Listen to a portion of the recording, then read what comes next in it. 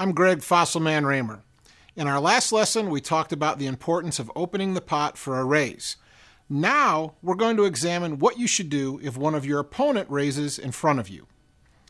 As with most decisions in poker, there are a number of factors that will help you determine what you should do if a player in front of you opens the pot for a raise.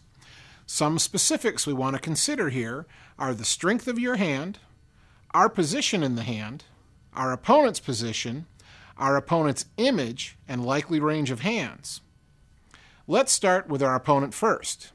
Where is he raising from? Under the gun, early position, middle position, from the cutoff, or the button? Remember, on average, players who raise in early position have stronger hands than players who are raising in later position, which means you can narrow down their range of hands before you act.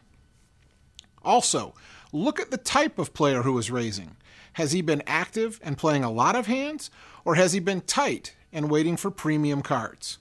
Is he a player who has shown a tendency to gamble more than he should, or is he only betting when he has a real hand? Everything you've learned about your opponent by watching his play will help you determine your course of action in this hand. Once we've put our opponent on a range of hands, only then is it time to look at our cards and ask if our hand is good enough to get involved.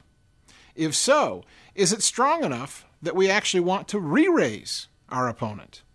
If we're holding a big hand like aces or queens or ace-king, the answer is obviously yes.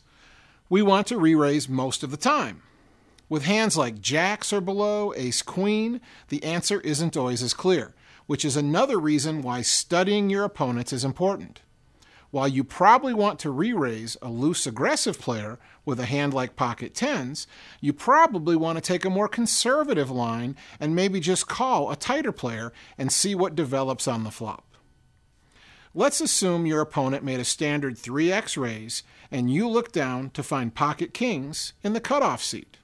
You decide to re-raise, but the question now is, how much is the right amount against one opponent?